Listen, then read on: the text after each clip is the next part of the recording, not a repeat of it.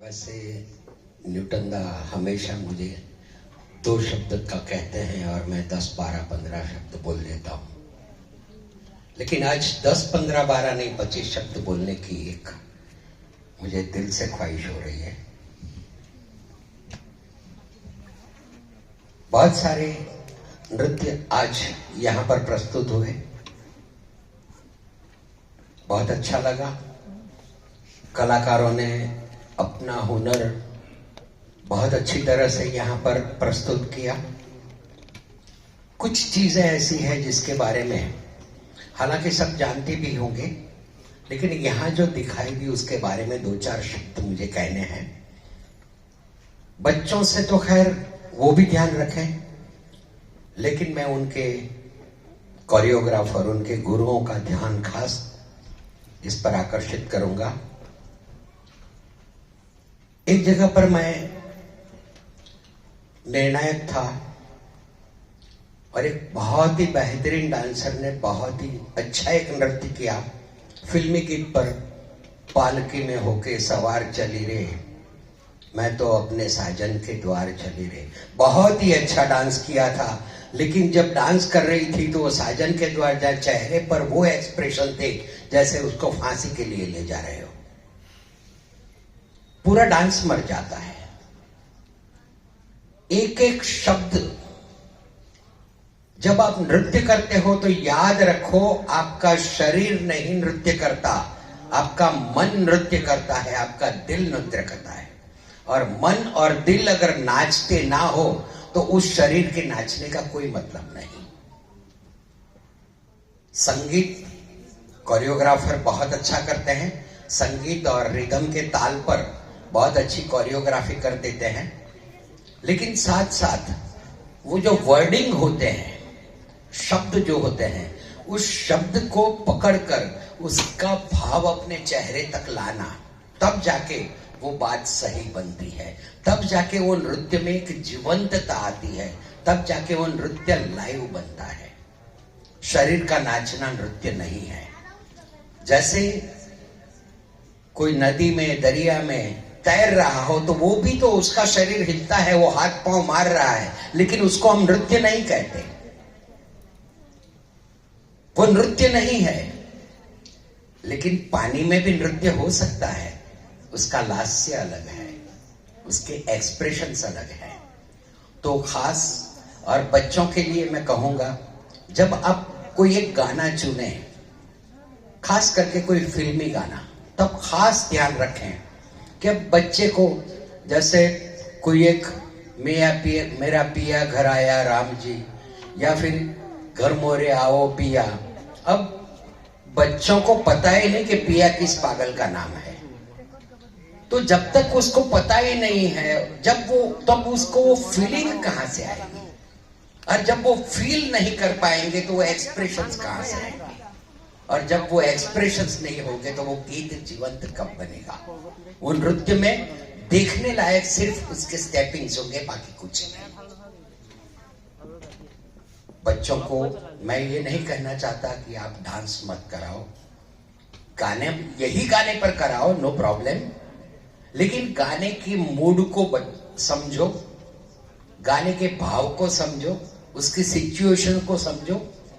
बच्चे को क्यों मत सिखाओ, क्यों ये भाव लाने हैं, वो तो बात वो जब बड़े होंगे तभी आएगा, लेकिन क्या भाव लाने हैं वो तो उनको सिखाना ही पड़ेगा। क्यों, वो उसकी उम्र का तकाजा है, जब उम्र होगी तब पता चलेगा। लेकिन क्या भाव लाने हैं, छोटी छोटी बारीकियां जो है वर्डिंग की। रोमांटिक गाना हो तो रोमांस का भाव आए, सैडनेस का है तो सैडनेस का भाव आए, और उसी संगीत पर आपके स्टेपिंग्स होने चाहिए। गंभीर है और आप यहां से वहां दौड़ा दौड़ी कर रहे हैं तो गंभीरता मर जाती है। और एकदम रोमांटिक गाना है और आप सैडनेस का चेहरा बना के या पत्थर जैसा चेहरा बना के डांस करते हैं तो वो नहीं रहता।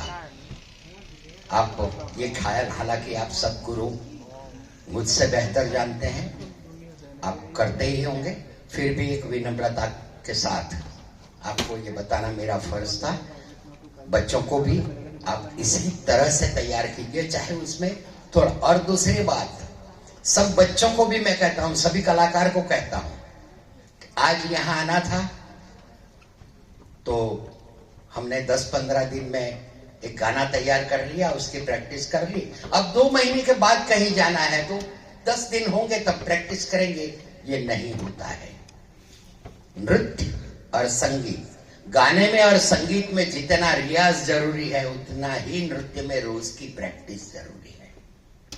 वो प्रैक्टिस नहीं होगी, आज करना है तो 10 दिन प्रैक्टिस कर लिया, ऐसे नहीं, इसकी रोज प्रैक्टिस होनी जरूरी है।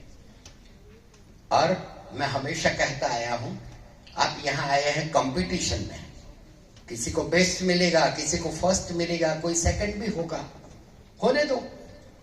ये मत सोचो कि मुझे फर्स्ट मिला है, बेस्ट क्यों नहीं मिला, मुझे सेकंड क्यों मिला, फर्स्ट क्यों नहीं मिला, क्योंकि आपकी कंपटीशन कभी किसी और के साथ हो ही नहीं सकती। भगवान ने, ईश्वर ने सबको अलग अलग कला दी है, उसकी कैपेसिटी अलग अलग दी है, उसकी ग्रेविटी अलग अलग दी है। तो एक जब दोनों अलग अलग हुनर के हैं तो उनकी कंपटीशन कैसे होगी? आपकी रियल कंपटीशन आपके ही साथ है।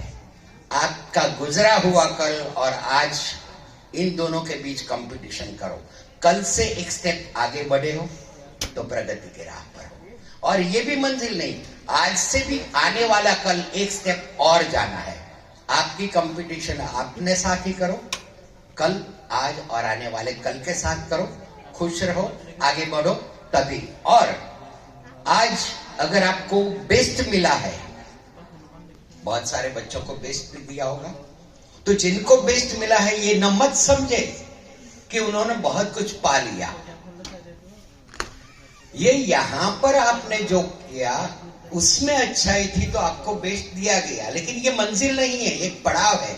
चलते चलते कहीं 2 मिनट के लिए रुके, ये यहां रुकना ही हुआ, आगे चलना है।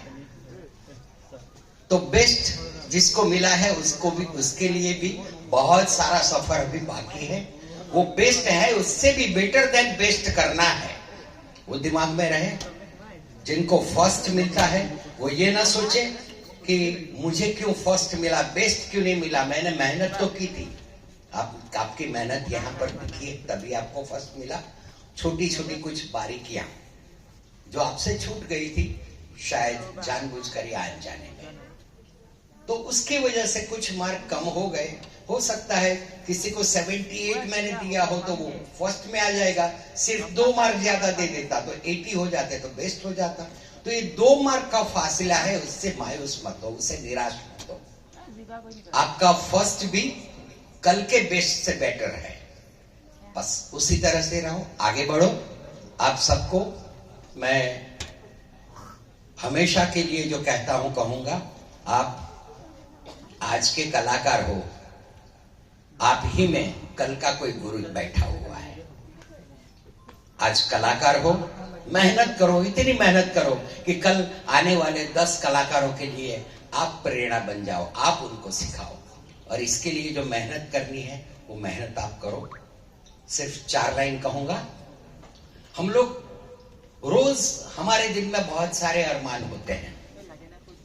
10,000 की कमाई करने वाला भी बंगला बनाने का अरमान रखता होगा, छोटा सा काम करने वाला भी बड़ा अफसर बनने का अरमान हमारे दिल में होते हैं। और अरमान ना तो सिचुएशन देखते हैं ना औकात देखते हैं। सारे अरमान पूरे नहीं होते। अगर सब अरमान पूरे हो जाए तो जिंदगी जीने का मजा ना रहे। अरमानों के टुकड़े होते ही रहते हैं। इसी से इंस्पिरेशन लेकर मैं कहूंगा कि जो टूटते हैं उसे अरमान कहता हूं, जो टूटते हैं उसे अरमान कहता हूं, जो तोड़ते हैं उसे शैतान कहता हूं, लेकिन जो टुकड़ों को जोड़कर जीता है जिंदगी, उसी को मैं सच्चा इंसान कहता हूं। तो आप सब सच्चे इंसान बनिए। अरमान चाहे कितने भी हो, कैसे भी टूटे, उसको जोड़ते रहिए। आईना पूरा होगा तो उसमें एक ही चेहरा दिखेगा, लेकिन इसके 10 टुकड़े होंगे तो 10 ही टुकड़ों में आपको चेहरा दिखाई देगा। कभी हिम्मत नहीं हारना है, मेहनत करना है। मेरी शुभकामनाएं, आप बहुत बहुत आगे बढ़े।